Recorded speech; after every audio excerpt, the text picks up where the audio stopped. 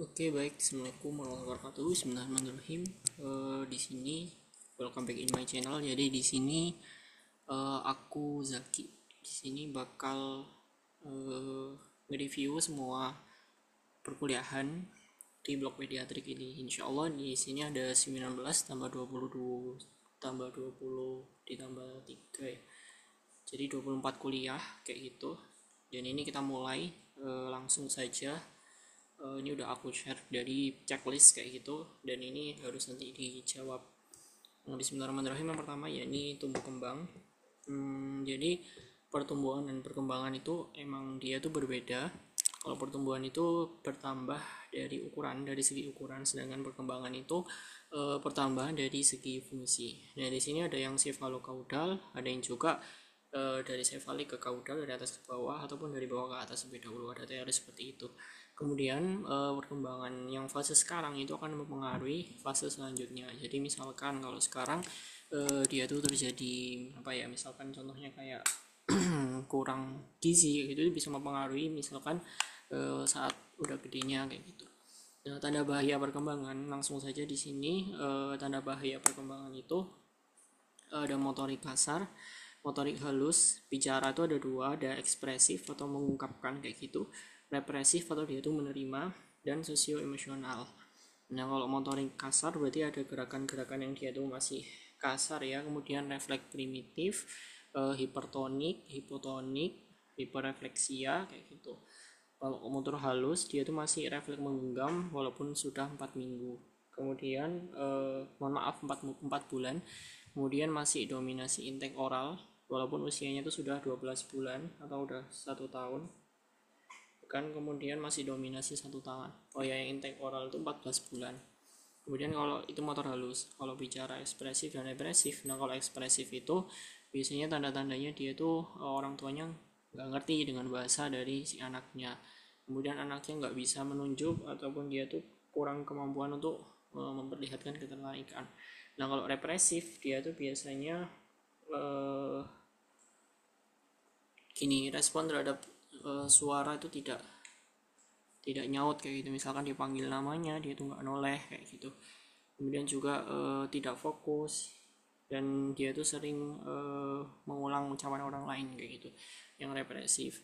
Nah kalau sosio emosional itu berarti tidak ada babbling, terus tidak ada senyum kayak gitu dan sebagainya. Nah jenis deteksi tumbuh kembang ini ada KPSP atau Screening Questionnaire, screening perkembangan gitu, dan TDD itu tes daya dengar. Ini biasanya dimulai 3 bulan, saat usianya 3 bulan. Mohon maaf, sejak usianya 3 bulan ya, dari 3 bulan. Kemudian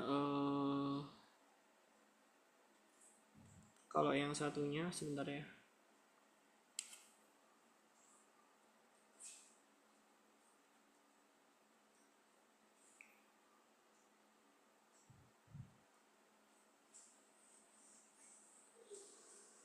kalau yang satunya itu tes TDD, tes daya dengar, itu dimulai dari 3 bulan. Nah di sini kalau dia tuh kurang dari 24 bulan maka setiap 3 bulan sekali. Tapi kalau dia lebih dari 24 bulan usianya maka KPSP ini diceknya setiap 6 bulan sekali. TDL itu tes daya lihat, terus KMPE tes daya lihat itu sejak 24 bulan. Kalau KMPE itu dimulai sejak 30 bulan. Mohon maaf 36 ya. Jadi ingat-ingat NIM 36 ya KMPE itu dimulai usia 36. Terus penentuan status gizi anak TB per BB itu untuk anak yang di atas 5 tahun. Kemudian mohon maaf di bawah TB per BB untuk di bawah 5 tahun. PB atau TB itu untuk menentukan apakah dia stunted atau enggak. Nah, misalkan dia itu stunting, yaitu di bawah min 2 SD. Kalau di lebih dari itu berarti poorly standard kayak gitu. Kemudian IMT per U ini untuk menentukan dari status gizi. KPSP tadi itu kapan dilakukan? Kalau dia usianya kurang dari 24 bulan maka tiap 3 bulan sekali. Kalau dia usianya lebih dari 24 bulan atau 2 tahun ya, itu dilakukan setiap 6 bulan sekali. Interpretasi dan sarannya jadi ada 9, 10, 10, 9, 8, 7 dan kurang dari 7.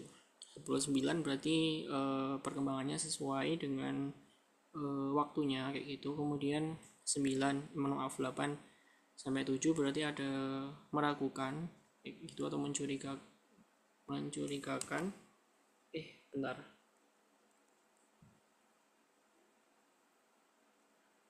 Meragukan ya. Terus kalau kurang dari itu P atau penyimpangan. Tahap perkembangan dan stimulasi. Nah, kalau 3 bulan dia itu bisa mengangkat kepala, terus mengenali wajah Anda kalau dipanggil itu, terus bisa mengetahui orang-orang di sekitarnya melalui apa? Melalui penglihatan, melalui penciuman, itu pada 3 bulan. Nah, untuk stimulasinya kalau dia misalkan mengangkat kepala ya sudah, berarti dia itu harus diletakkan tengkurap ya, terus di tengkurap, kemudian di depannya dikasih mainan yang menarik kayak gitu. Jadi dia itu akan berusaha meraih itu dan mengangkat kepalanya. Nah, kalau dia melihat wajah Anda, maka bayinya itu kayak ditidurkan, kemudian distimulasi gitu ya. Distimulasi ada mainan yang menarik, mungkin dari bunyi atau dari bentuknya yang dia suka. Dari sisi kanannya sini, kemudian dipindah secara cepat ke kiri, kanan ke kiri, kanan ke kiri kayak gitu. Kemudian untuk yang mengenali Anda atau mengenali orang di sekitarnya, kayak ibunya itu tahu dari penciuman, ia bisa mengenali suara ibunya. Berarti stimulasinya adalah sering diajak ngomong, sering kalau misalkan sering dipeluk, kemudian dikenalkan dengan berbagai macam bunyi. Jadi nggak hanya suara ibunya, misalkan oh ini adalah bunyi kereta api, oh ini adalah bunyi kendaraan, oh ini adalah bunyi kalau bisa kebun binatang gitu, ini bunyi gajah, bunyi harimau, kayak bunyi buaya ya, banyak bunyi buaya tuh ya. Kemudian ASI, ASA, dan ASU. ASI itu berarti kasih sayang, ASA itu berarti mentalnya harus dilatih. Nah, selain itu masuknya ke ASU. Prinsip dasar stimulasi tumbuh kembang anak. Jadi kalau anak tuh harus dilakukan banyaknya prinsipnya kayak penuh rasa cinta, kesetaraan, terus tidak memaksa, menyenangkan, dan sebagainya. Intinya kalau di soal ya tinggal dipilih-pilih aja negatif. Yang positif gitu. Kemudian kita kuliah kedua yaitu perawatan bayi baru lahir. Oke. Jadi ini ada beberapa step 0 sampai 6 jam, 6 sampai 28 hari. Ya seperti APN itu ya, misalkan penyuntikan vitamin K, kemudian hepatitis B, terus menghangatkan tubuh kayak gitu. Berapa kali kunjungan? Ini 3 kali kunjungan, dilakukan kapan aja. Jadi usia 6 sampai 48 jam atau 2 hari ya. Kemudian 3 sampai 7 hari itu sekali, di antara itu bebas. Jadi hari keempat boleh, hari kelima boleh, hari keenam boleh kayak gitu. Dan hari ke-7 sampai 28 itu sekali. Pemeriksaan awal ini harus diketahui ya bagaimana dia tuh intervensi normalnya pada bayi. RR biasanya 40-90, HR atau tensinya tuh 120-150. Suhunya ya suhu ekstrauterin ya 36 sampai 37 gitu. Posturnya juga dia tuh biasanya fleksi kayak gitu. Dia tuh fleksi juga untuk mempertahankan dari suhunya salah satunya. Termasuk juga dengan menggigil dan juga lemak coklatnya. Nanti di kuliah selanjutnya. BB juga BB-nya panjang lahir juga ada standarnya, lingkar kepala. Terus kapan mekoniumnya akan keluar? Jadi mekonium itu keluar biasanya 24 jam setelah dilahirkan. Kalau terlambat gimana? Kalau terlambat biasanya penyakitnya Hirschsprung disease, nanti dijelaskan di belakang. Kalau misalkan dia tidak keluar, maka curiganya adalah tidak ada lubang anusnya, yaitu bisa atresia ani kayak gitu. Atau nanti mungkin dikoreksi ya mekonium tidak keluar itu apa, atau atresia intestinal juga bisa sih mekoniumnya nggak keluar. Hipotermi, jadi hipotermi itu kehilangan suhu pada si bayi. Etiologinya ada evaporasi, konduksi, radiasi, konveksi. Nah kalau evaporasi itu kan melalui penguapan. Jadi kalau misalkan air ketuban atau mekoniumnya nggak segera dikeringkan, maka dia itu bisa menguap. Logikanya kalau misalkan mandi nggak handuan itu pasti dingin. Konduksi itu berarti kalau ditaruh ke timbangan, misal timbangannya dari besi kayak gitu, itu akan menyalurkan panasnya. Radiasi, kalau radiasi terpapar, kalau konveksi itu melalui udara. Jadi misalkan di dekat bayinya neonatosnya itu ada AC, nah AC udah ada dinginnya itu konveksi melalui udara sehingga terkena ke bayinya. Cara bayi menghasilkan panas dari posisi tubuh, dia cenderung fleksi, terus shivering atau menggigil, dan juga lemak coklat yang dia tuh bisa menghangatkan dari si bayinya. Dan ini ada beberapa pengelolaan panas ya, ada radiant warmer, ada inkubator, head sheet, sama head covering. Head covering biasanya menggunakan topi. Kalau heat shield itu biasanya menggunakan plastik, tapi jarang untuk digunakan. Di sini radiant warmer itu ada kelebihan dan keuntungannya. Nah, kalau kelebihannya dia itu kayak stabil gitu, efektif dan efisien ya kalau di PPT-nya. Ini saya nggak lihat PPT, saya cuma lihat ini. Terus kerugiannya adalah IWL, water loss-nya tinggi dan membutuhkan konsumsi oksigen yang juga tinggi. Inkubator dia tuh bisa diatur, intinya kita bisa menaikkan suhunya kayak gitu. Terus kelemahannya kalau misalkan dibuka inkubatornya maka suhunya tuh menurun drastis gitu dan butuh 20 menit untuk menyeimbangkan lagi. Protokol weaning, jadi itu kita memindahkan ya bayi yang dirasa cukup untuk ditaruh dari inkubator dipindah ke proses box biasa. Nah, ada 2 tahap. Yang pertama adalah dipasangin topi terus dikeringkan, dan tahap kedua ini dia itu disesuaikan. Jadi suhunya kan awalnya kan tinggi, itu diturunkan 1 derajat per hari, jadi nggak langsung drastis. Kemudian saat suhu inkubatornya 28 derajat itu dipertahankan 24 jam, dilihat apakah suhu bayinya bisa berada di suhu yang normal 35-36. Nah, kalau misalkan itu bisa, maka bisa di weaning atau dipindahkan kayak gitu. Kemudian KMC atau metode kangguru ya. Syarat dari KMC ya bayinya nggak distres, bayinya nggak diare, nggak kejang gitu. Hal yang dipantau selama KMC itu menyusui, jadi menyusuinya setiap 2 jam sekali kayak gitu. Sebentar ya, saya lihat. Kemudian suhu aksila, RR kayak gitu ya yang dipantau. Apa ada tanda bahaya atau enggak. Nah, KMC ini khasnya atau yang dia tuh bayinya pasti dalam kondisi stabil ya. Kemudian baik ibu dan bayinya ini telanjang, artinya kulit ketemu kulit. Baru nanti posisinya bayinya seperti kodok gitu ya, fleksi, nempel di situ. Dan ini juga bisa nggak hanya ibunya, bapaknya juga bisa. Kalau udah nempel di kayak pakai kain kayak gitu dilekatkan, tapi jangan terlalu erat ya, nanti takutnya sesek. Nah, hiperbilirubinemia itu ketika kadar bilirubin bermakna dari segi lab dikatakan lebih dari 5. Nah, icterus neonatorum itu kuning yang terjadi pada bayi karena peningkatan bilirubin indirect ya. Nah, di sini ada 2 penyebab, breastfeeding dan breast milk jaundice. Kalau breastfeeding artinya memberi ASI gitu kan. Berarti breastfeeding itu emang dia karena bayinya kekurangan dari ASI. Sedangkan kalau breast milk jaundice itu emang dari ASI dari si ibunya itu udah mengandung bilirubin yang tinggi. Biasanya ini menjadi faktor risiko icterus berikutnya, misalkan pada anak kedua, terus anak pertamanya dulu juga kuning karena ibunya kayak gitu. Nah, di sini ada 3 tahap icterus yang takutkan ya, misalkan kadar icterusnya itu sudah tinggi lebih dari 20 ya, nanti dilihat dari posisi bayinya. Itu adalah kenicterus, jadi ensefalopati. Tahap 1 dia itu masih demam, gelisah. Kalau tahap 2 sudah letargi, dan tahap 3 yang menjadi khasnya itu dia itu nangisnya melengking gitu. Etiologi hiperbilirubinemia itu bisa karena sel darah merahnya ataupun penyerapan dari bilirubin yang berkurang.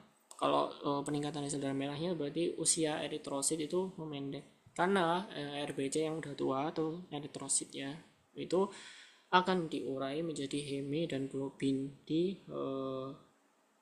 spleen. Ya pokoknya diolah di situ. Nah, kalau umurnya makin pendek berarti kan makin banyak dong ya yang hiperbilirubin indirectnya. Kemudian turnover sel darah merah yang meningkat. Terus bisa juga karena penyerapan dari hemoglobin yang terganggu kayak gitu.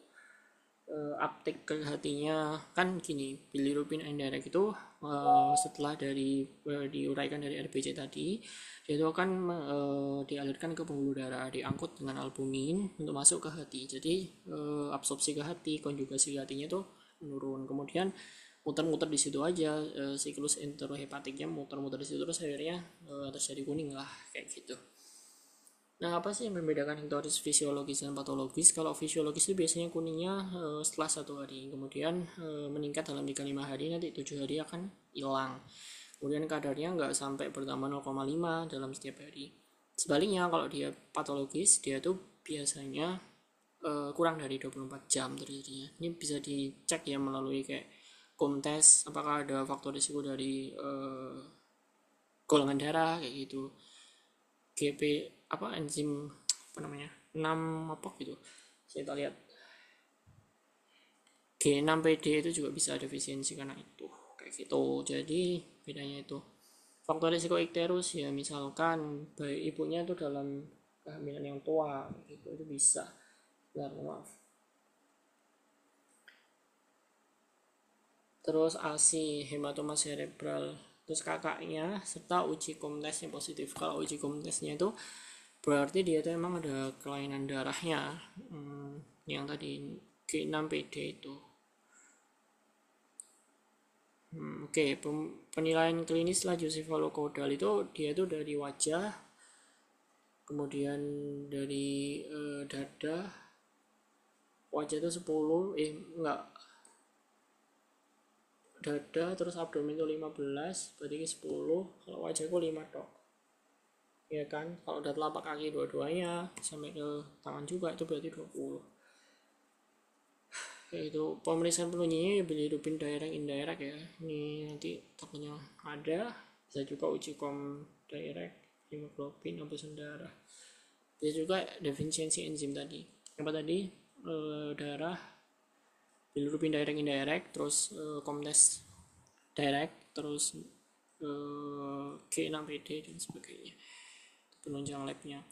Tata laksana kalau misalkan dia itu kapan ini baru memberi ASI, jadi diberi ASInya tetap ya 8 kali sampai 12 kali kalau pertama kali ya. Fototerapi ketika dia itu sudah lebih dari 16, transfusi tukar itu dikalikan 2 ya 2 kali 85 mili.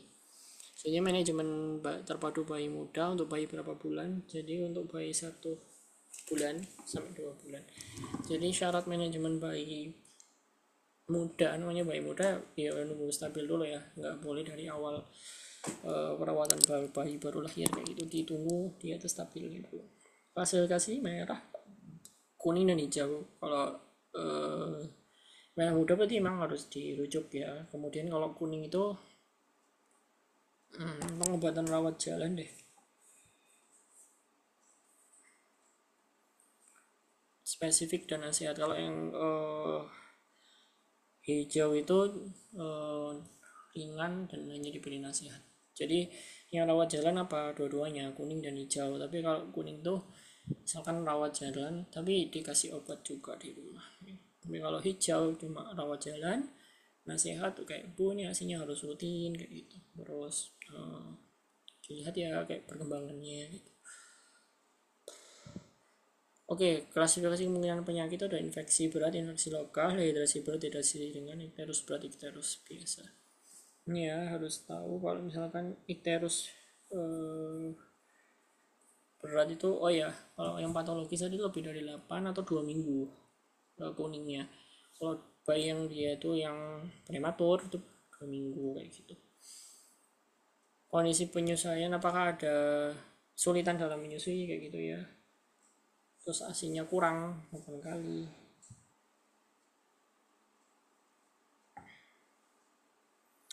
Jadi biasanya kalau kondisi penilaian itu dilihat apakah asinya keluar apa enggak, ada kekurangan apa enggak, terus kurang dari 8 kali atau enggak, apakah dia itu ditambah makanan lain selain asi atau enggak kayak gitu ya. Infeksi berat ya udah tau lah ya, dehidrasi berat, dehidrasi ringan. Sedang kalau berat itu kayak turgor kulitnya sangat lambat, matanya sangat cowong kayak gitu. Ikterus berat dan ikterus ya tadi ya, kalau ikterus berat itu sampai 14 hari terus enggak meningkatnya cepat kayak gitu. Oke, selanjutnya masalah pada neonatus ya, yang pertama ini banyak ya, ada 3, hipoglikemi, sepsis, tetanus, kejang neonatarum, stabilisasi prarujukan. Definisi hipoglikemi itu ketika kadar gula darahnya itu kurang dari 45. Gejalanya ya jitterness kayak gitu, tapi nggak kejang, jitterness, terus letargi, malas minum kayak gitu. Tata laksana jadi gini, kalau misalkan dia itu mencapai apa namanya, titik nadir ya, titik nadirnya itu 1-2 jam, jadi dipantaunya setiap 1-2 jam dulu dipantau, kemudian setiap 4 jam. Mencegah ya pakai dextrose ya, dextrose yang 2 mili, dextrose 5% sebanyak 10 mili. Sebentar saya lihat PPT juga sambil nge-recall.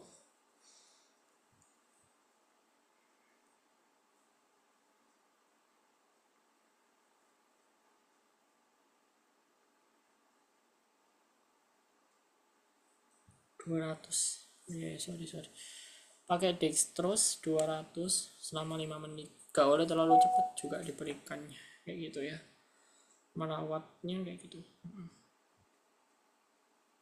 Dosis dextrose-nya dirawat. Kemudian kalau hipoglikemia refraktori atau kebutuhan glukosnya itu hidrokortison, glukagon sama diazoside.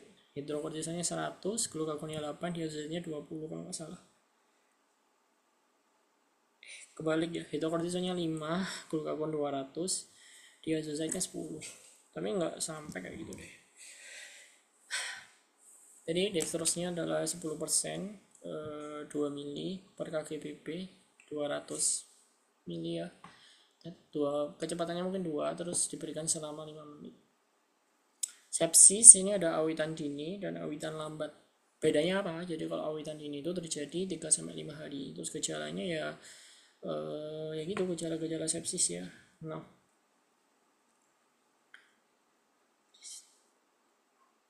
oke, jadi ciri khas bentar. Di pause dulu.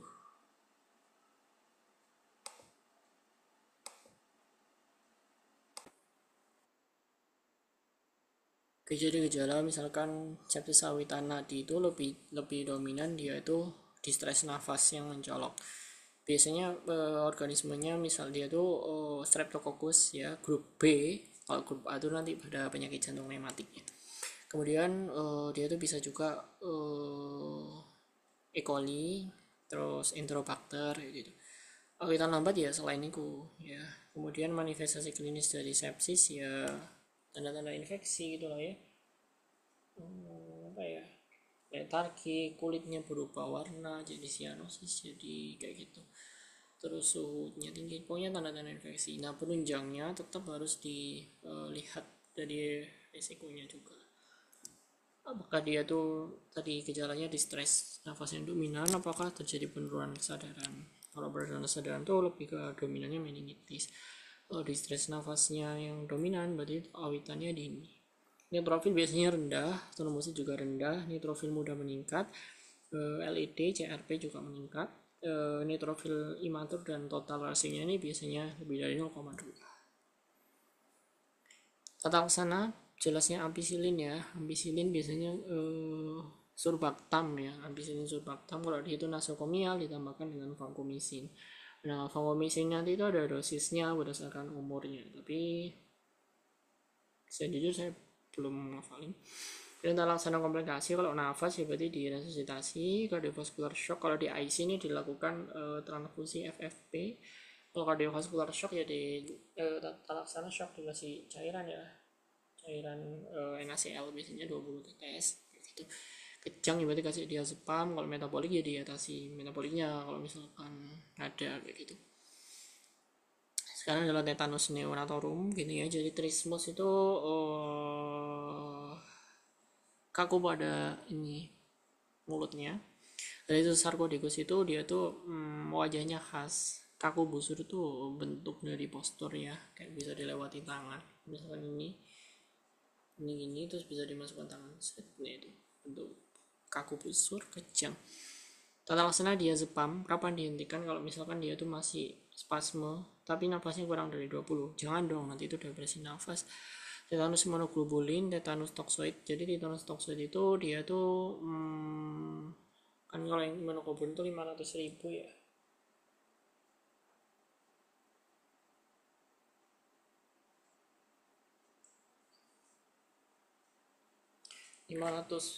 IU.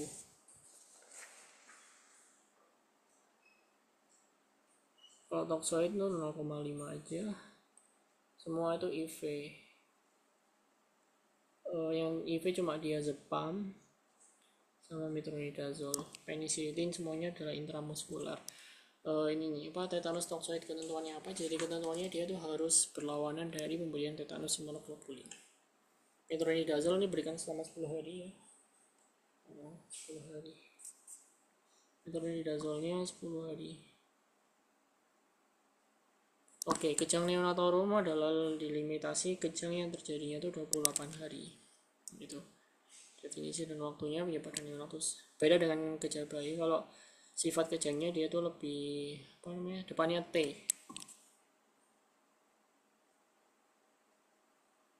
Fragmental, ada broad fragment. Oh, ya, maaf. Sifat kejangnya apa ya? Pokoknya fragmentnya terorganisir.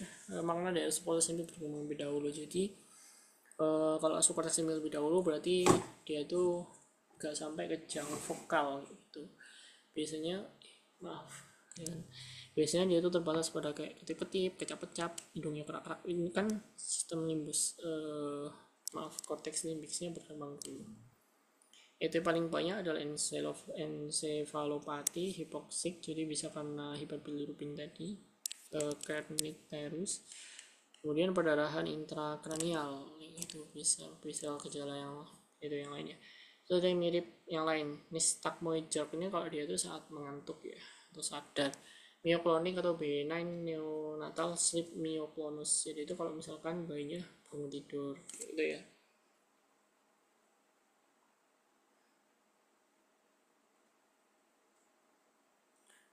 Ya atau nama lainnya benign paroxysmal sleep neonatal sleep myoclonus ya saat tidur kayak gitu. Kemudian epilepsia itu kalau misalkan bayinya dikagetin gitu ya, kayak ada adik bayi terus wah itu seret gitu gerak-gerak. Nah cara bedakannya apa, dihentikan.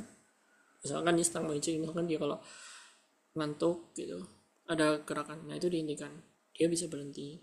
Pas tidur juga kayak jeng itu sebentar, kalau dia nggak bisa dihentikan itu berarti kejang neonatorum ya. Terus prinsip tata laksana yang jelas diatasi dulu etiologinya. Kalau misalkan dicek ternyata hipoglikemi ya berarti tambahkan dextrose dulu. Kalau terapinya tetap diazepam ya, diazepam sesuai alur. Kemudian fenobarbital kalau misalkan kurang dari 3 bulan ya jelas lah neonatus kan, dari batasan limitasinya adalah 28 hari. Oke, stabilisasi prarujukan stable, S nya adalah sugar, T nya temperatur, E nya airway, B nya adalah blood pressure atau tensi, L nya adalah laboratory work, E nya adalah emotional support. Yang didahulukan adalah apa namanya, airway, yang lainnya bisa menyusul. Sebentar ya, saya lihat.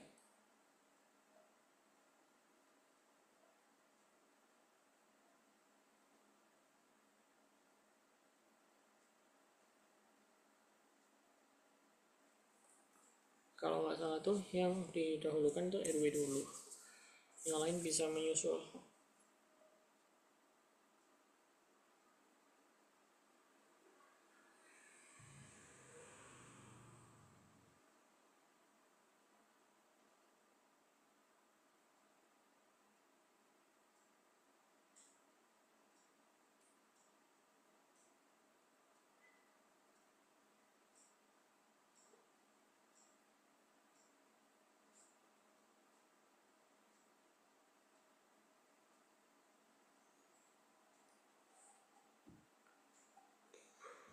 Perlunya rujukan tuh kalau bayinya merah muda, HR-nya kayak gitu. Stabilisasi yang didahulukan, saya belum nemu ya, bentar.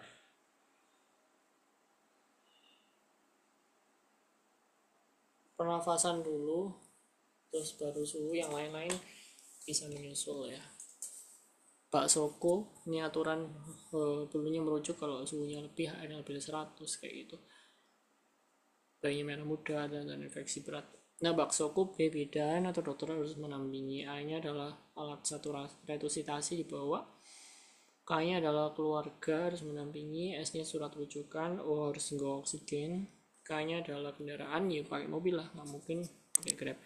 Kemudian untuk U-nya adalah uang.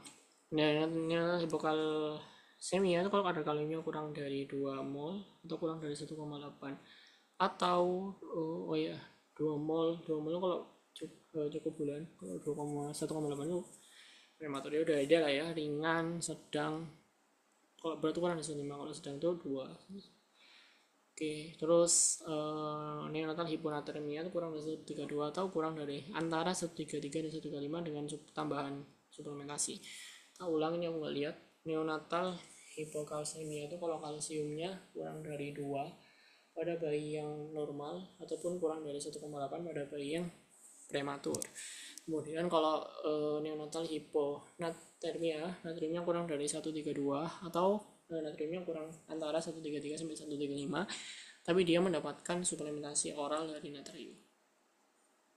Ini SKDI-nya 1, jadi kalau yang hipokalsemia sama hiponatremia itu kayaknya cukup dari mendiagnosis, nggak sampai menambahkan.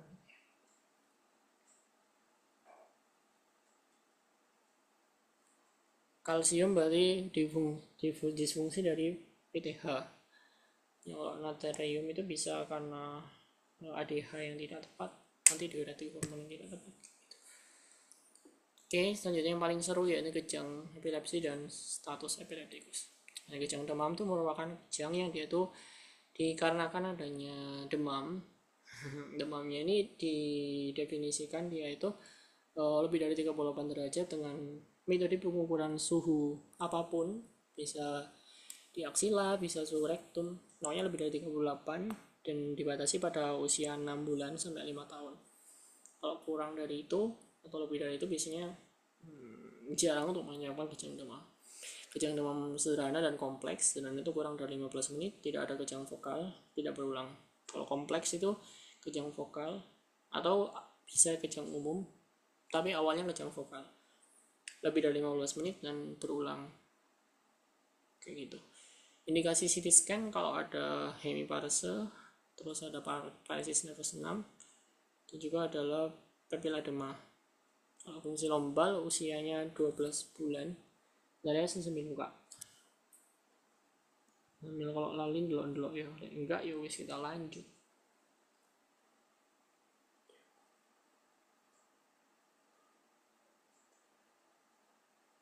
Bentar.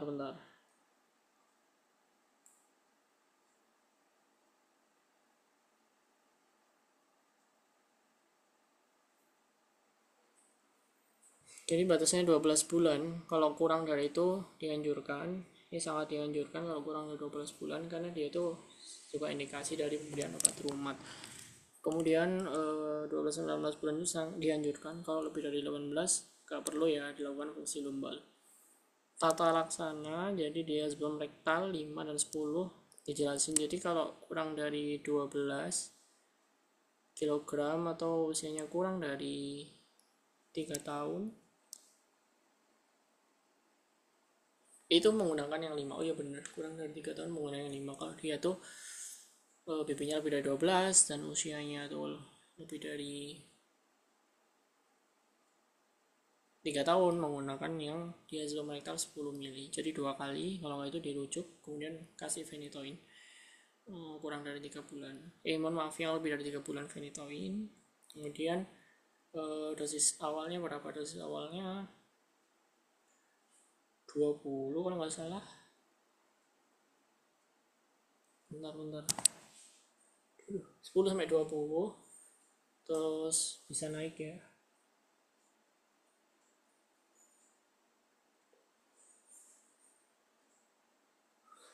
Oke. Jadi kalau awalnya itu 10 sampai 20, kecepatannya 1 mili. Kemudian kalau dia udah kejangnya berkurang, maka dia tuh bisa ini aku lalian ya, 10 sampai 20. Kalau dia berkurang rumatnya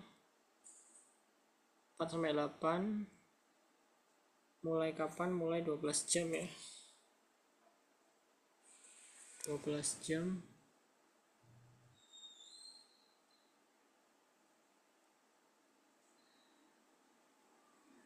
Selama berapa lama?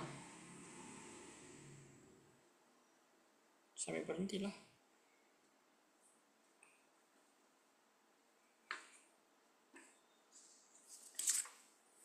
Kayak gitu, tak ulang nanti. Kalau udah diulang, indikasi obat rumat itu kalau dia itu benar.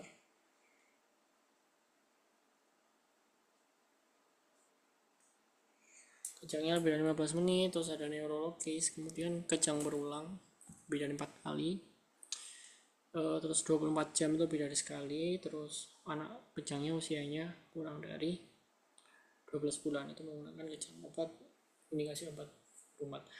Faktor risiko jadi epilepsi kalau misalkan dia kejangnya kompleks, kemudian ada riwayat epilepsi pada keluarganya, kemudian adanya kelainan neurologis gitu ya. Kemungkinan berulang tuh dari riwayatnya, usia saat kejangnya sangat rendah, suhu demamnya, dan cepat. Maksudnya dia itu ini, bentar. Usia saat kejang kurang dari 12 bulan, temperaturnya rendah. Jadi ini kalau rendah sampai cepat itu, kalau rendah itu gak sampai lebih dari 38, misalkan 37,4 itu udah kejang. Kemudian cepat artinya dia itu dari demam ke kejangnya itu cepat gitu. Misalkan ada ibu nih tahu anaknya, anakku panas gitu ya, oke aku mau ambil paracetamol, baru ngambil deket aja udah kejang boy. Nah itu bisa menyebabkan faktor risiko dia menjadi berulang. Kayaknya itu deh. Kita ulang lagi, kejang demam sederhana dan kompleks dikira kayaknya udah. CT scan kalau ada papila edema, hemiparesis nervus 6 dan juga hemiparesis dan paresis nervus 6 cranialis. Fungsi lumbal kalau usianya kalau lebih kurang dari 12 bulan sangat dianjurkan, kalau 12 sampai 18 bulan dianjurkan aja, kalau lebih dari 18 nggak perlu ya. DSM rektal 5 dan 10, jadi ini bisa dari BB, bisa juga dari usia. Kalau usia kurang dari 3 tahun dan BB-nya kurang dari 12 kilo, pakai yang separuh yang 5. Kalau lebih dari 3 tahun dan BB-nya lebih dari 12, itu bisa menggunakan diazepam yang 10. Phenytoin dosis awal 10 sampai 20 ya, kayak biasanya. Tesnya 1 mili per menit. Kalau udah berhenti kejang atau 50 mili bisa ya per hari.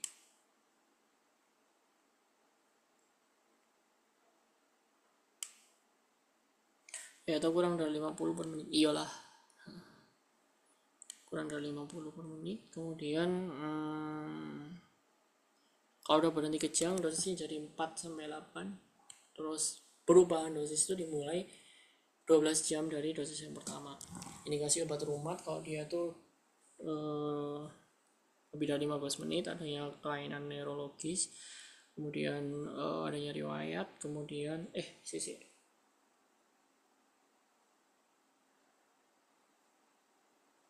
berarti lebih dari 15 menit tipe kejangnya. Kalau kejang vokal ya udah bisa dikasih aja. Kemudian kejang yang berulang lebih dari 4 kali dalam setahun, kemudian sehari 2 kali dalam 4 jam, lebih dari sekali lah, bisa 3 bisa 4. Terus dia tuh usia kejangnya kurang dari 12 bulan. Faktor risiko jadi epilepsi kalau ada riwayat, terus dia tuh adanya kejangnya lama lebih dari 15 menit, terus kejangnya ada kejang vokal, ada riwayat neurologis juga, gangguan neurologis. Terus apa ya tadi, ada riwayat, terus ada kejang demam yang kompleks berulang tuh dari riwayat keluarganya, usia saat kejang kurang 12 bulan, suhu artinya rendah, ayo wis kejang cepat tadi kayak gitu. Epilepsi definisi batasannya dia tuh berulang dan tidak ada hal yang memprovokasi. Misalkan kejang gara-gara utangnya berarti bukan epilepsi karena ada provokasinya.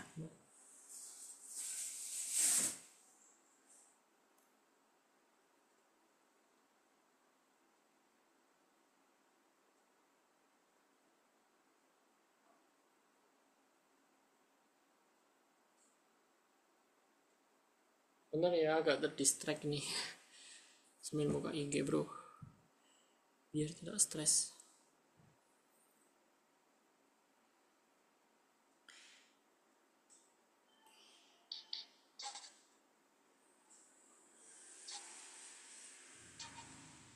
Oke, kita lanjutkan aja biar gak boros waktu ya.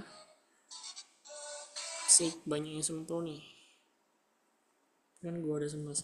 Oke, gitu aja. Terus kejang umum dan kejang parsial.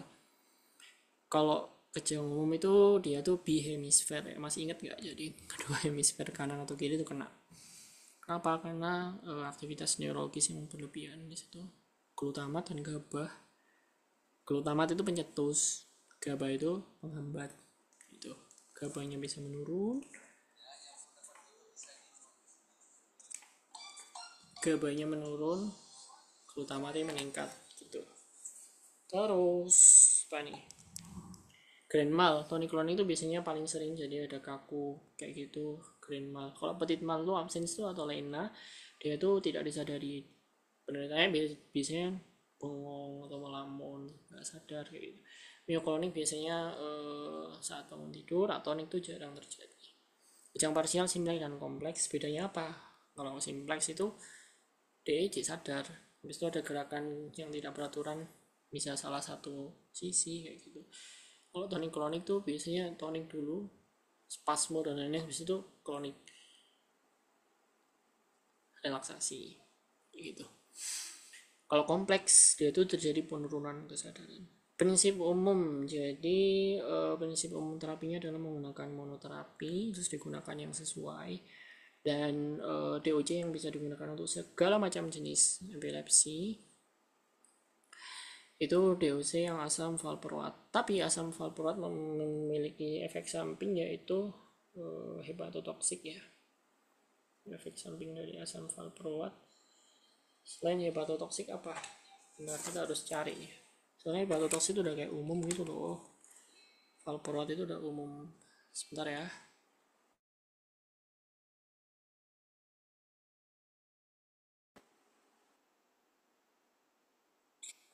Gitu ya, jadi prinsip umum valproat. Oh ya, aku tadi mau nyari efek samping dari valproat yang lain selain hepatotoksik. Bentar ya, lagi buka tab nih. Oke.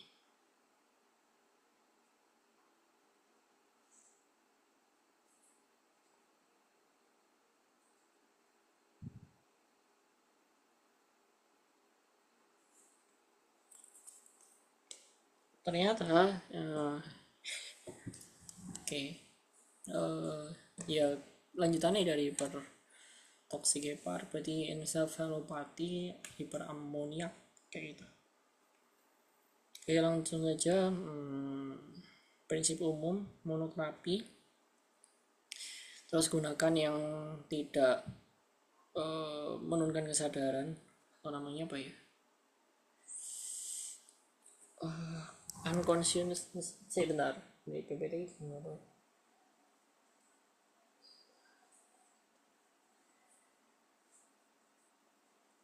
Sedatif bro, berarti yang anti sedatif dulu, terus kalau nggak ada baru yang sedatif. Kemudian kalau misalkan di tapering off yang nggak sesuai, misalkan satu obat mau ganti obat lain, ya diturunkan dulu tapering off-nya dari dosis rendah ya, rendah ke tinggi tinggi tinggi tinggi gitu. Kalau nggak sesuai ya udah diturunkan dulu baru diganti. Kenapa kalau langsung diganti boleh-boleh aja, tapi nanti bisa kambuh lagi. Monitoring kadar obat dalam serum yaitu untuk menentukan dosisnya, kepatuhan, dosis efektifnya, cuma gak dilakuin soalnya mahal kayak gitu. Aturan tapering off-nya juga 20% dari dosis awal setiap 5 paruh obat. Apa gitu bahasanya tuh?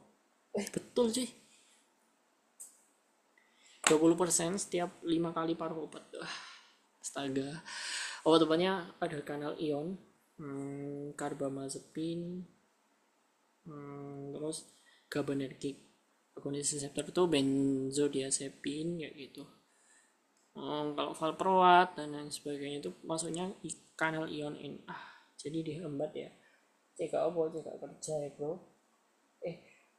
Iya, menghambat dan meningkatkan inaktivasi kupodo. Intinya CNA nya juga terlalu banyak. GABA gitu kan, tadi GABA itu merupakan asetilkolin penghambat atau inhibitorik ya. Kalau pencetus kan glutamat atau eksitatorik. Agonis reseptor berarti temannya dari reseptor. jadi makin banyak reseptor GABA kayak gitu. Apa aja? Benzodiazepin, benzoat, barbiturat, pokoknya BB-nya. GABA transporter, GABA transaminase, GABA DCNS, CSF. Gini, kalau GABA DCSF itu gabapentin, terus tiaga itu kan dia itu siaga, jadi kerja efeknya lebih lama. Jadi GABA transporter. Tiaga, jadi menghambat GABA transporter. Jadi GABA ini juga dipindah dulu. Tiaga, terus apa vigapin. Kalau vigapin itu yang satunya transaminase, jadi memperlama kerja. Konsentrasi GABA-nya meningkat. Kalau tiaga itu makin lama kerjanya. GABA transporter. Profil obat phenytoin itu membutuhkan 20 hari untuk mencapai dosis yang stabil. Fenobarbital itu sedatifnya lebih banyak. Lamotrigine nggak boleh dipakai pada anak-anak karena dia menyebabkan reaksi kulit. Add-on drug itu gabapentin, vigapin, itu add-on artinya apa? Kalau dia itu ditambahkan kalau obat yang utama nggak bekerja. Valproat, oxyhepat, terus efek lainnya tadi apa? Transporter itu tiaga. Toxic hebar bisa juga hipermoniaknya tinggi. Ensefalopati. Terus ibu hamil yang mengalami epilepsi, kapan dikasih itu? Kalau bulan usia kehamilan terakhir, dosisnya 3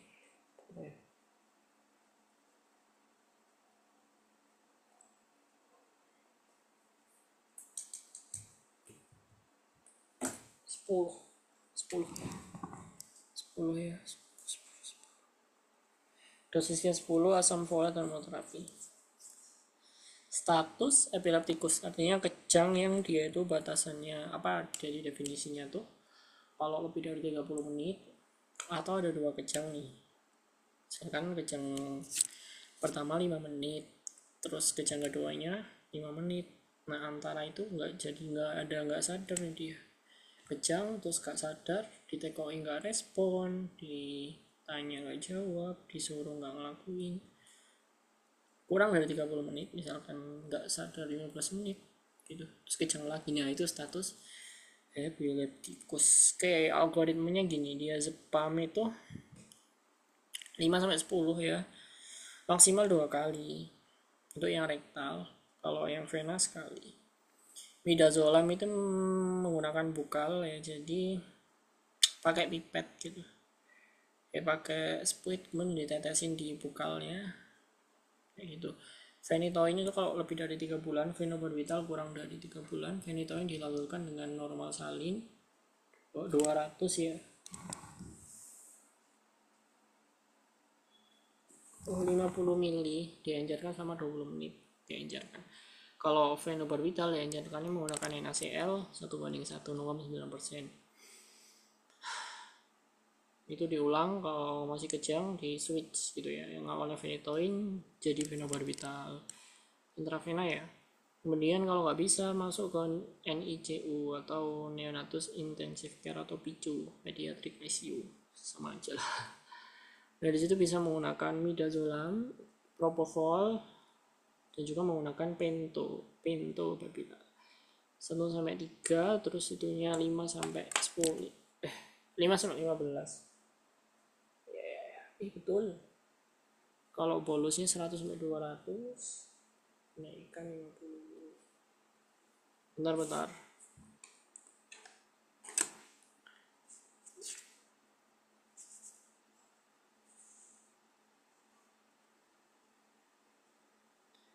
Tapering midazolamnya apa sih?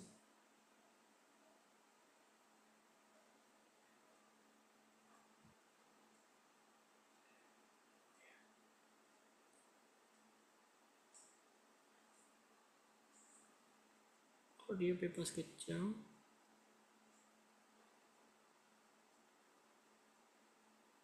1 mili taperingnya ya. Terus dihentikan kalau udah 48 jam.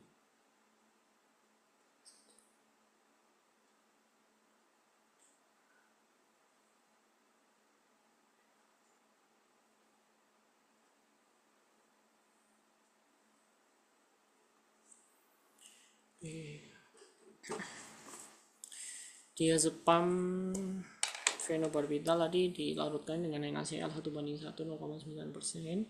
Midazolam bukalis ini ditetesin 1 mili dan dia tuh volumenya diatur ya 1, 5, 7, setengah, 10. Dimulai dari setengah ya, 2,5 ya. Dosisnya tuh 1, 5, 7, setengah, 10. Dimulai dari dosis 2,5 ya. 2,5, 5, 7, setengah, 10 miligram tes tapering midazolam. Nah kalau misalkan dia udah ada riwayat epilepsi tapi datang tidak kejang, itu bisa diberikan phenytoin. Sini ada ya, fenobarbital 10 separuh ya. Ini tambahan ya.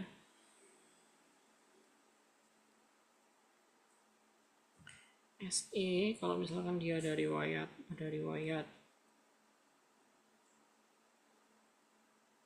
tapi sekarang nggak kejang, maka ditambahi bisa menggunakan phenytoin atau fenobarbital, tapi dosisnya 10 saja, baru dikasih rumatan jika perlu. Komplikasi primer ya banyak ya. Kalau sekundernya diazepam efek, depresi nafas, propofol sindrom, asam valproat ini bisa menyebabkan apa? Hepatotoksik,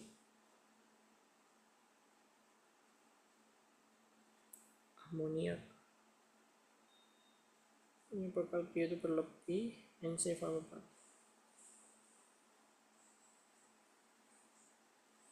Terus faktor risiko SE berulang apa ya? Ini ya yang bawa sendiri. Bentar.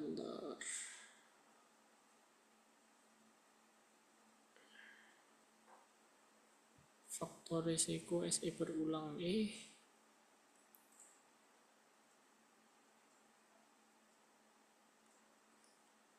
faktor risiko status epilepsi berulang ini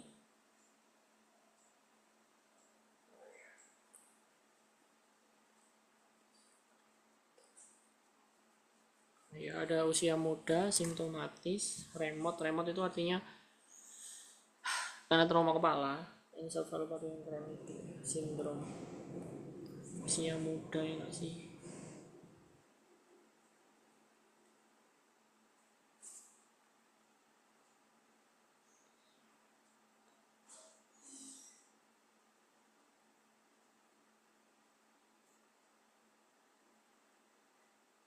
Sindroma itu ada idiopatik, remote, dan juga sindrom. Sindrom itu banyak gejala. Kalau remote itu iya karena trauma gitu. Oke. Perlu diulang nggak? Perlu lah, ini untuk part 1 aja. Tadi yang aku agak banyak lupa itu ya, indikasi fungsi lumbal lo kalau usia 12-18 bulan, kalau lebih dari 18 gak perlu. Diazepam rektal itu 5 kalau kurang dari 3 tahun atau BB-nya kurang dari 12, kalau 10 lebih dari 3 tahun atau BB-nya lebih dari berapa? Lebih dari dirinya enggak, lebih dari oh ya anyway 100 hari lagi 2025 asik dan besok ulang tahun aku. Ini untuk aku sendiri. Dosis awal phenytoinnya tuh 10-20. Kalau dia udah berhenti kejang selama 24 jam lah, udah berhenti kejang tuh diganti 4-8. Terus kapan dia mulainya, kecepatannya harus 1 tetes ya, 1 mili. Terus kapan dia mulai, setelah 12 jam bebas kejang kayak gitu. 12 jam dari apa tadi, phenytoin yang pemberian pertama. Indikasi obat rumat ya tadi, kalau kejangnya berulang, terus kejangnya vokal lebih dari 15 menit, kemudian adanya kelainan neurologis, kemudian berulangnya lebih dari 4 kali dalam setahun, sehari lebih dari 2 kali, dan usia yang memang dia terlalu muda gitu, kurang dari 12 bulan. Kemudian berulang riwayat saat kejang. Faktor risiko jadi epilepsi tadi ya, kalau misalkan ada kejangnya. Tinggal nggak ada kelainan itu, terus ada riwayat sama kejangnya kompleks. Kejang parsial tadi udah ya. Ini semua monitor penelitian. Transporter itu tiaga, jadi memperlama kerja. Kalau transaminase meningkatkan konsentrasi V GABA. Ring of udah ya, GABA DCNS, gabapentin, phenytoin oke. Selepar vitamin K kapan? Saat sebulan kehamilan terakhir, dosisnya 10 mili. Itu. Propofol syndrome itu propofol syndrome itu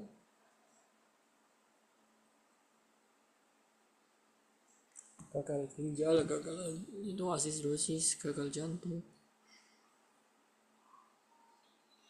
Oke. Selanjutnya adalah kuliah infeksi pediatrik 3. Ini cukup berat ya, ada tifoid, tokso, lepto. Kalau hepatitis A kemarin udah dikeluarin. Nah, kita ulang lagi.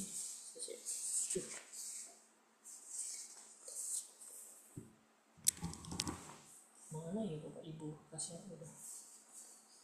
Oh ini.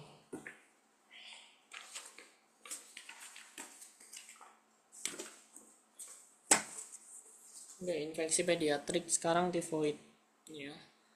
Patogenesisnya dia tuh oral, demam tifoid, tifus itu ya. Nanti masuknya ke usus, beda sama apa ya? Polio itu juga melalui makanan dan juga tinja. Feses juga sama. Intestinal nanti melibatkan limfoides itu atau disebut Peyer. Nah, bakteriemia pertama nanti dari Peyer itu limfonodi ke darah. Nah, di darah itu bakteriemia yang pertama, kalau bakteriemia yang kedua dia tuh masuknya ke res. Endothelial system, liver, hepar, itu inkubasi di situ. Gejalanya demamnya tuh naik turun. Demam saat sore doang kayak gitu, delirium, lidahnya kotor ya. Jadi lidah kotor itu tengahnya putih ya, kemudian pinggirnya hiperemis. Serologis Widal, kalau dia itu lebih dari 1/200, titernya lebih dari 1/320, serologi Widal, IgG GM, kemudian biopsi hapusan darah dan sutul. Nah, kalau hapusan darah dia itu 1-2 minggu.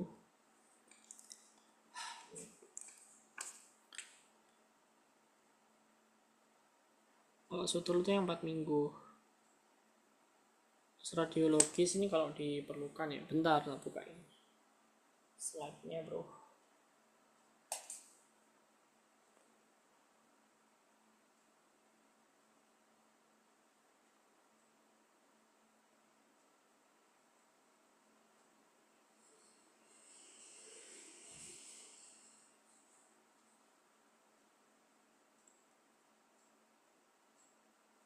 Radiologis itu penyuliknya ya itu perforasi usus ya, gambaran perforasi usus ya, mengetahui penyulit.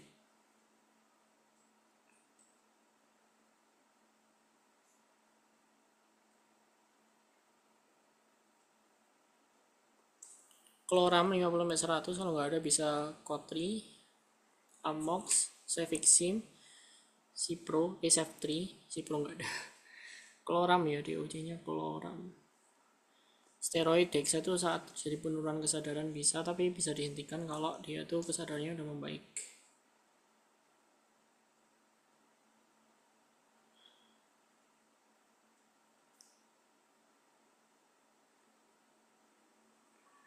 Amoknya 100, Kotrinya cuma 6,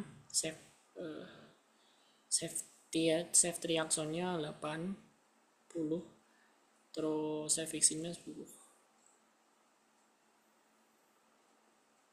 Evaluasi demam, terus kriteria demamnya nggak ada komplikasi, terus demamnya stabil, nggak demam setelah 24 jam, tanpa tanpa terapi dia stabil, kemudian nggak ada komplikasi.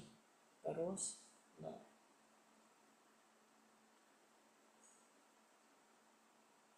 nafsu makan ya, jangan lupa nafsu makan.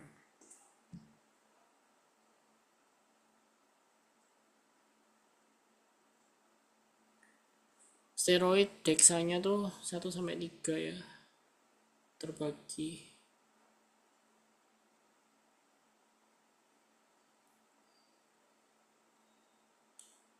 Sampai kesadarannya membaik.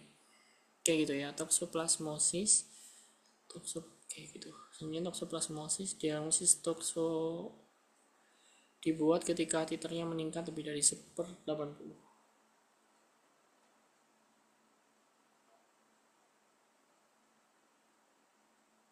Oh iya,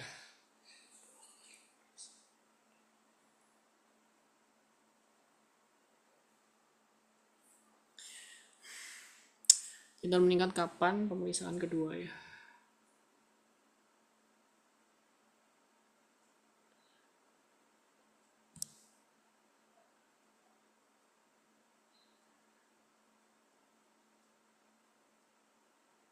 Congenital based on serologi itu kalau dia itu adanya apa namanya? Bentar. Trias itu enggak sih?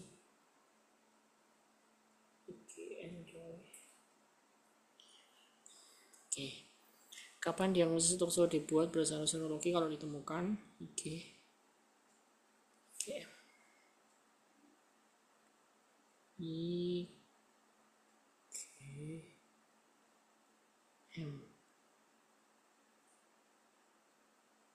Titer meningkat pada pemeriksaan kedua, jaraknya 3 minggu.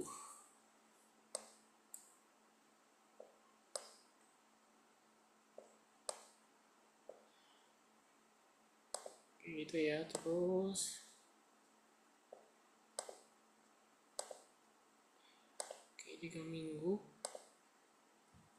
Takizoid, bradyzoid, sporozoid, apa bedanya? Jadi takizoid itu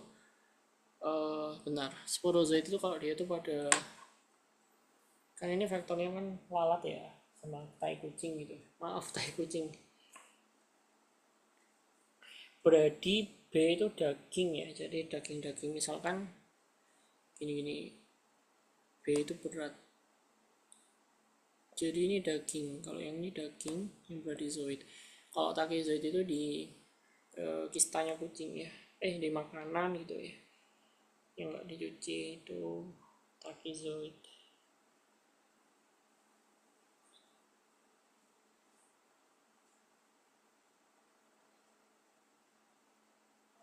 Sporozoid itu yang sporozoid itu yang dimasukkan itu loh, benar-benar.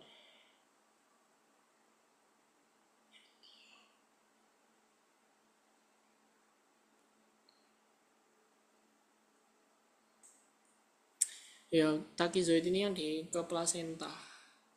Ini aja tah. Tah berarti ke plasenta. Ke bayi. Ini memang ada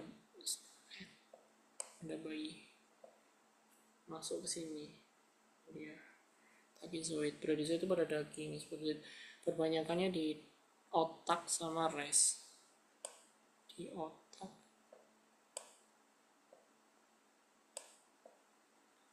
Di otak sama res ya.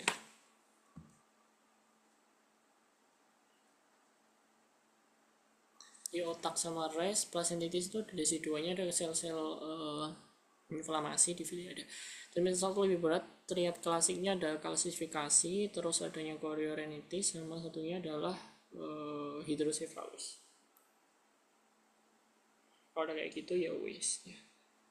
Obatnya ya tokso menggunakan antibiotik lah, kloram juga ya.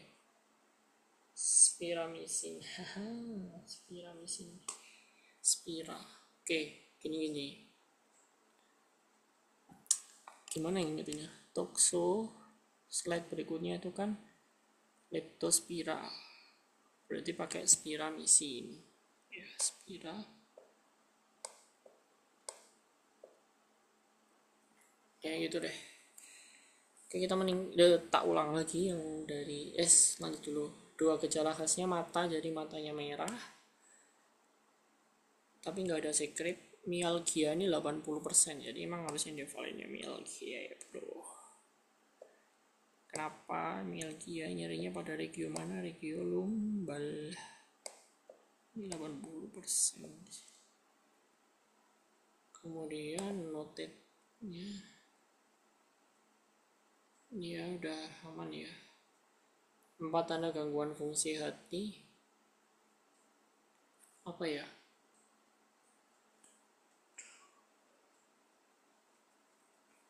Stadium ayo, bukan tanda gangguan, ini stadium bro. What stadium?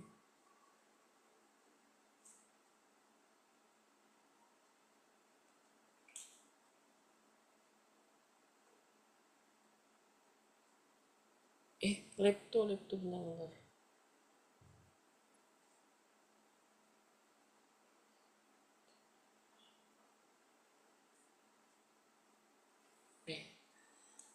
Maaf, stadium 4 stadium itu kan hepatitis ya. Kalau yang lepto ini ada 4 tanda apa? Icterus, kemudian albumin menurun, globulinnya meningkat. Ini icterus, albumin, terus globulin serum. Satunya adalah pembekuan. Diagnosis pasti, jadi ini ada septikemia, ada fase imun. Kalau septikemia itu berapa hari? 4-7, sama kayak sepsis hawitan dini.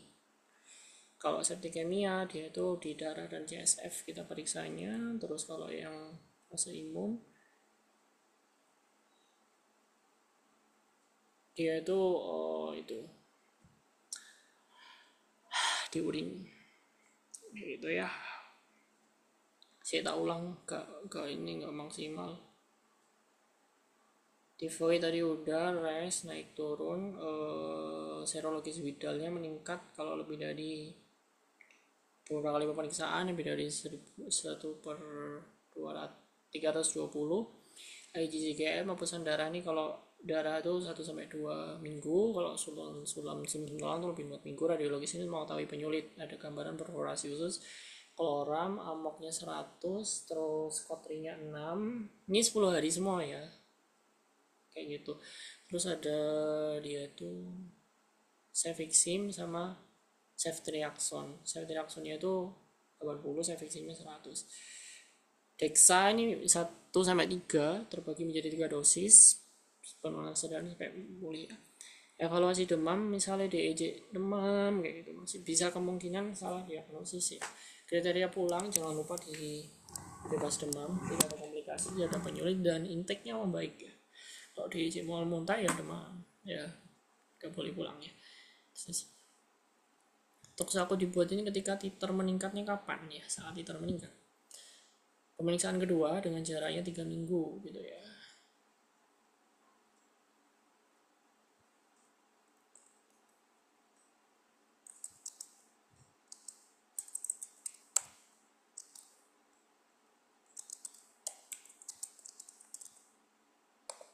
Based on serologi kalau ditemukan IgM. Berani pada daging ya. Kalau taki berarti dia itu yang ditransmisi ke plasenta. Tokso paling banyak di otak ya, sama LES. DESI2 ini ada sel inflamasi. TVD-nya ada apa gitu. Terus manifestasi trimester 1 apa lebih berat ya? Berat. Triasnya ada apa? Ada hidrocephalus, chorioretinitis, kalsifikasi intrakranial. Tokso slide-nya itu setelahnya adalah leptospirasis, berarti spiromisin ya obatnya.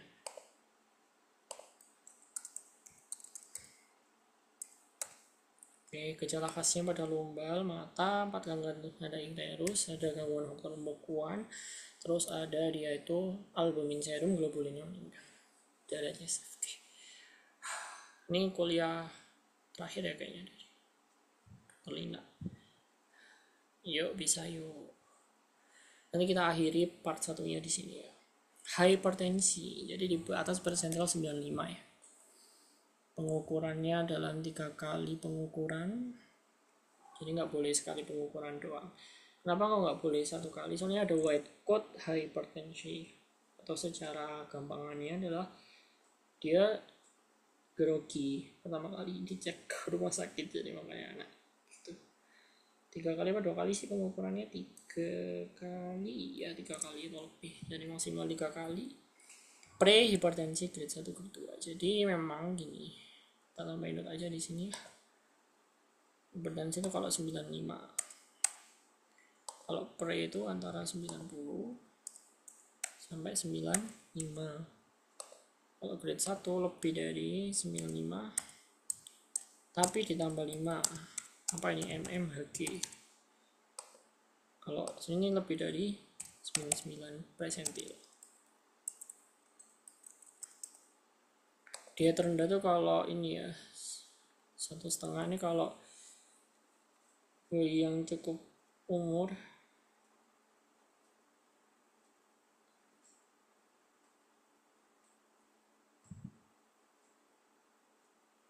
oh bukan cukup umur, ini 4-8 tahun. Kalau ini yang lebih gede, anak 1,5 itu untuk anak yang usianya lebih besar. Gitu ya bro.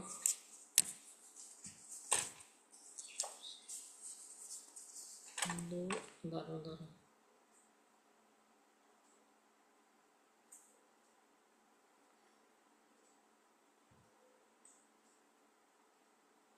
Primer dan sekunder. Primernya adalah untuk itu pengobatan nggak sih?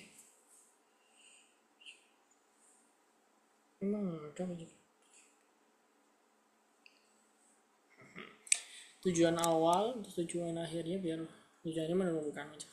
Primer itu mencegah penyakit jantung yang lain. Primer berarti dia tuh belum komplikasi.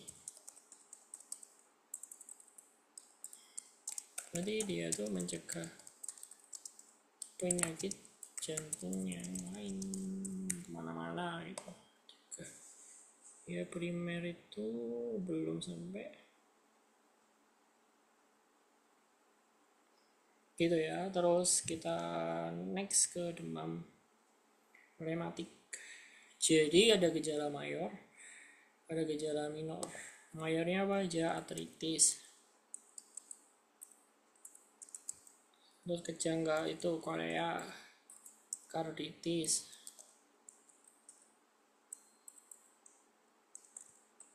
nodul, kemerahan.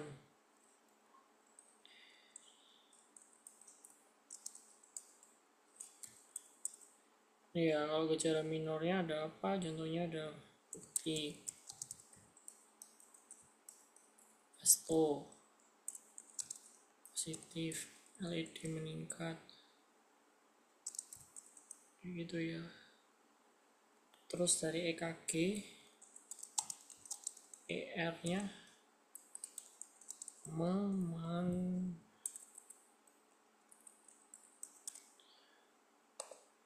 terus kalau udah termasuk jaringan parut itu Arjov. Ya.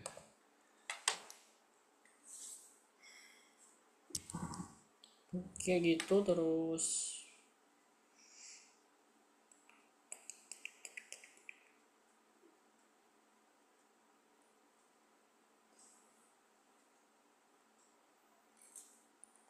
aku lagi di mana? Jantung, otak, dan sendi. Yo kan jalan ini bro, artritis berarti kan di sendi. jantungnya di otak juga ada.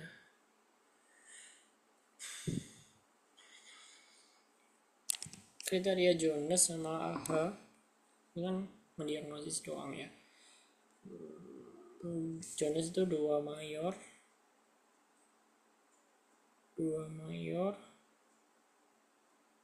atau satu mayor plus satu let call, nggak satu minor. Jadi ada bukti karditis, berarti ada kayak kelainan katup, karditis ringan, berat gitu. Saya lihat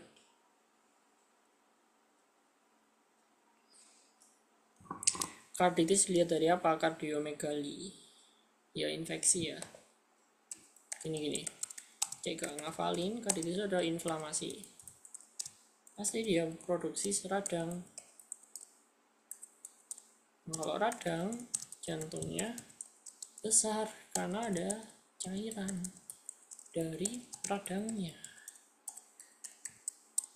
Hanya patokannya adalah kardiomegali. Kalau dia nggak ada gambaran jelas ya berarti nggak ada karditis. Kalau karditis ringan itu sedang, minimal, sedang, dan berat. Saya ngantuk. Minimal, sedang, dan berat gitu ya. Benzatin penisilin ini eradikasi, membunuh eritromisin ya, dosis eritromisin 500 gitu.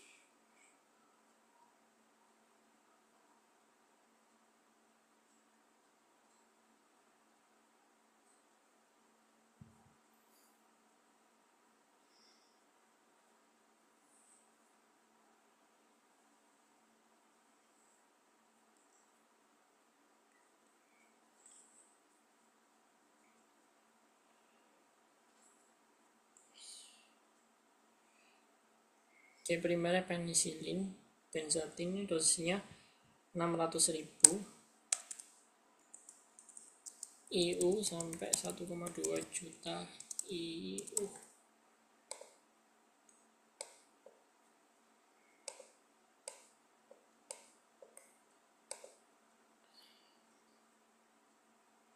Sekundernya tuh benzatin tadi, kalau dia tuh kurang dari 27 bulan ya, 27 kilo coy.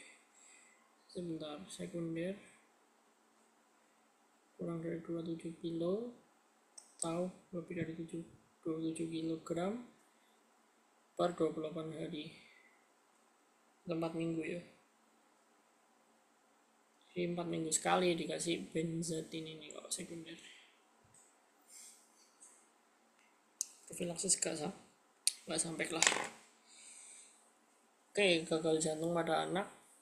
Jadi ada ortopnu galup itu. Apa bedanya jantung kiri kongesti vena dan jantung kanan? Kalau jantung kiri kongesti vena ke paru, berarti dia ada kayak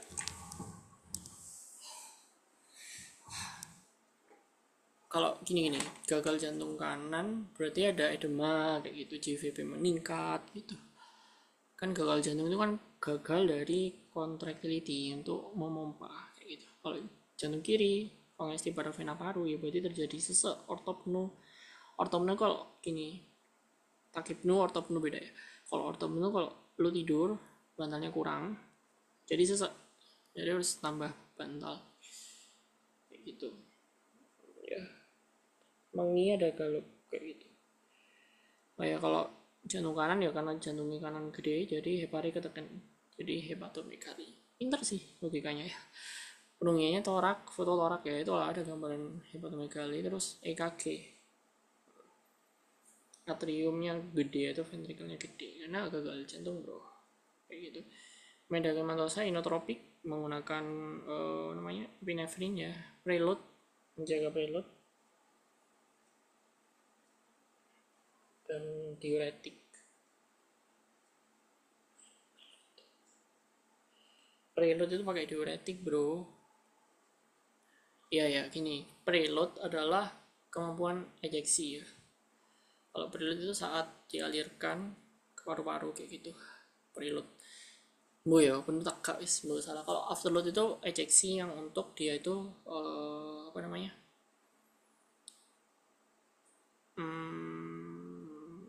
Diastol gitu untuk memompa darah kayak gitu. Inotropik itu menggunakan digoxin 20 dopa. Ya. Terus kalau rawat jalan digok, karena digok itu yang sediaannya ada oralnya. Ingat nggak dokter yang bilang? Ya ingat lah. Kalau dopu sama digoxin, dopu sama dobutamin sama med, salah satunya apa? Dopu sama dopa. Dopamin itu emang sediaannya intraventrikel, enggak intravena. Sorry. Kalau preload itu menggunakan diuretik ya, thiazid, terus hidrotiazid, furosemid gitu. Afterload menggunakan captopril.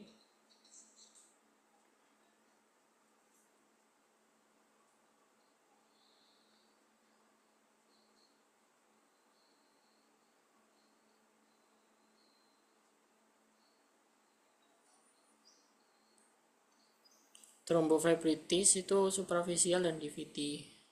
Vena gejala khas DVT ya dia itu lebih dalam gitu. Sih tromboflebitis itu karena eh, kayak masang infus yang salah kayak gitu.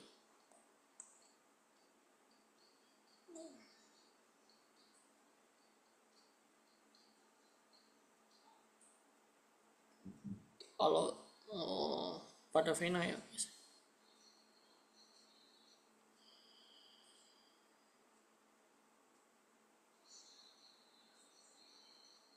kayak gitu. Habis itu komplikasinya banyak ya. DVT itu lebih merah, lebih panas, lebih nyeri. Ya, DVT lebih dalam, lebih merah, lebih bengkak, lebih nyeri. Komplikasinya tromboflebitis, terus bisa emboli paru bro kalau ada sumbatannya ngalir ke paru gitu. Bahaya tuh, bahaya enggak, bahaya banget ya. Kalau ke jantung ya bisa serangan jantung bro, ACS ya, sumbatan.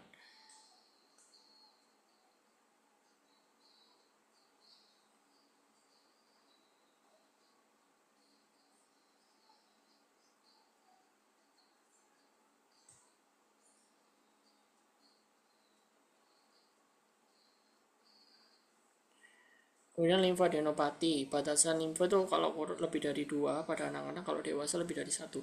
Saya ini coretannya dihapus ya, biar enggak itu. Kenapa bisa membesar ya? Karena gede aja enggak. Karena ya ini ada limfadenopati dan limfadenitis. Kalau limfadenitis itu yang nyeri ya. Kalau limfadenopati cuma gede doang. Besar kenapa? Karena misalkan dia tuh ada namanya lupa, multiplikasi sel, infiltrat sel sama draining dari abses. Oke, multiplikasi terus infiltrat yang pindah, terus bisa draining. Draining dari abses, cairan dari abses itu kayak pindah gitulah, khas kasarannya ya. Gampang-gampang nih. Log jum upper konsisten, lokasi jumlah, ukuran, terus permukaannya gimana, dan konsistensinya akan nyala apa enggak. Kenapa? Karena dia tuh kalau misalkan terfiksasi keras itu bisa curiga dari adanya keganasan bro. Kalau ada keganasan kan ya atau lumayan ya. Terus limfadenopati itu gejalanya mirip ISPA ya. DD-nya banyak. Kayaknya cuma ini deh. Ya itu ya. Oke, kita ulang karena nggak maksimal yang ini ya. Sorry, imunisasi nanti lebih lanjut lah ya. Kita bahas di belakang ya. Hipertensi kalau dia itu lebih dari 90 persentil. Mohon maaf 95. Kalau 90 sampai 95 dia itu warnanya hipertensi. Kalau lebih dari 95 tambah 5 grade 1. Nanti grade 1 tuh yang mendapat farmakologis atau grade 2. Terus tapi nggak sampai total. Kemudian pengukurannya gimana, harus kondisi tenang kayak gitu ya, duduk sambil duduk nunggu. Kalau misalkan baru datang istirahat dulu coy, duduk dulu sama dokternya itu kasih permen kasih apa gitu biar dia relax, nggak takut juga. Kalau takut nanti white coat atau dia hipertensi yang itu apa namanya emergensi ya bisa. tinggi banget. Rendah garam 1,2 itu dibedakan dari usia ya, bukan dari kecukupan umur ya. Kalau 1,2 itu 3 apa kurang dari 4, lebih dari 4 sampai 8 tahun, lebih dari 8 bulan. Pencegahan primer ya saat dia itu belum komplikasi. Kalau sekunder ya wis udah kayak terjadi komplikasi. Kalau primer ya dia tuh kayak ya mencegah gitu biar nggak sampai terjadi komplikasi ke yang lain. Ke jantung rematik, gejala mayornya bisa artritis otak gitu ya. Tadi yang paling banyak di otak sama res itu yang atas nih loh, apa ya tadi, tokso paling banyak. Beda banget ya. Kolagen di sini bisa otak, jantung, terus bisa tadi apa, sendi ya kan ada artritis.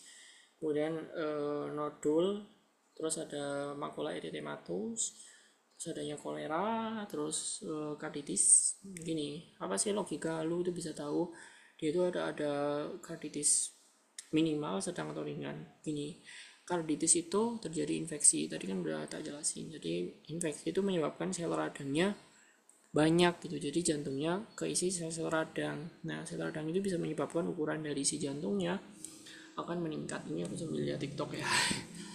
Ya untuk menguji juga.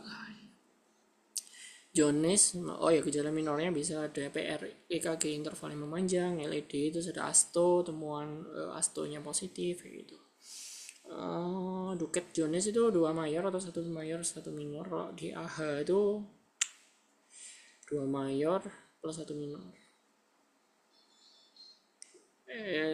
Apa aku kebalik ya?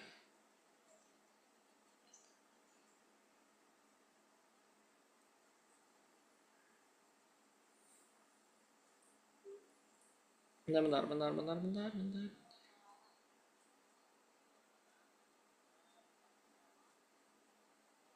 mayor 2 minor gitu. Bukti bisa dari asto, bisa juga dari swab tenggorok kayak gitu ya. Stenoid prednison aspirin. Jadi yang kedua itu apa? Steroid ya. Steroid itu bisa digunakan prednison ya bro. Steroidnya apa gitu maksudnya? Prednison apa aspirin? Prednison itu kalau digunakan sedang atau berat 4 sampai 6, 2 sampai 4 atau 4 sampai 6. 2 ya, dari 2 sampai 2 gitu. Prednison kalau berat doang ya, di tapering off ya. Prednison itu diberi, masa sampai salah enggak lah. Prednison itu diberikan minggu terakhir di tapering off dan udah diganti dengan aspirin. Untuk karditis, kalau ada kardiomegali yang nggak jelas itu berarti dia itu yang ringan. Kalau ada kardiomegali yang ringan, dia itu berarti karditis yang sedang ya. Kalau kardiomegalinya lumayan ya berarti karditisnya yang berat. Primernya itu benzatin, penicillin 600.000 sampai 1,2 juta IU. Kemudian kalau dia itu kalau sekunder tuh apa bedanya ya? Oh ya, intramuskular terus kasih eritrosit 40 selama 10 hari gitu. Apa bedanya dengan sekunder? Kalau sekunder tuh dikasihnya cuma tiap 4 minggu. Benzatinnya juga dilihat dari BB-nya, kalau kurang dari 27 itu cuma 600.000 IU. Kemudian kalau lebih dari 2,27 kilo, apa lagi? Dia itu hernia coy. Dia itu berapa tadi? 1,2 juta IU. Oke, gagal jantung, kongestif. Jantung kiri kanan. Kalau kanan tuh berarti ada edema, hepatomegali, CVP meningkat gitu. Jantungnya kan gede, jadi vena yang sistemik yang resisten. Kongestif gitu.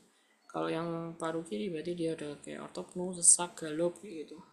Ortopnu itu kalau lu tidur kurang bantal, sesak, terus ditambah bantalnya. Penunjang ya foto toraks sama EKG. Dari EKG-nya kan terlihat hiper apa namanya, ventrikel yang gede kayak gitu. Medikamentosnya inotropik menggunakan digoxin, dobu dan dupa. Ingat aja digok itu yang dia tersediaannya adalah oral. pamin atau dobutamin itu hanya intravena. Prelude menggunakan diuretik ya, thiazid, hidrokortison kayak gitu.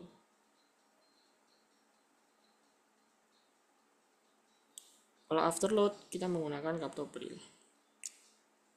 Tromboflebitis superficial sama DVT-nya. DVT itu lebih merah, lebih nyeri, lebih dalam kayak gitu ya. Komplikasinya tromboflebitis, kalau ada sumbatan ke paru ya emboli paru, kalau ke jantung ya ya wassalam. Limfadenopati gedenya karena infiltrasi, terus adanya namanya multiplikasi. Saya ada lihat ya, terus ada draining dari abses gitu. Kalau pada anak-anak tuh lebih dari 2, kalau pada dewasa 1. Dia dewasa itu 1, kalau orang kalau itu 2 bolehkannya gitu ya. Lokasi, jumlah, ukuran, permukaan, konsistensi. Kalau dia kenyal terfiksasi, terus kok kenyal keras ya. Temuan fisik infeksi versus keganasan ya itu tadi. Demikian yang part 1. Ini kita udah bahas semua kuliah dokter kecuali imunisasi ya. Ini nanti terpisah karena sulit. Wallahu a'lam bishawab. Terima kasih.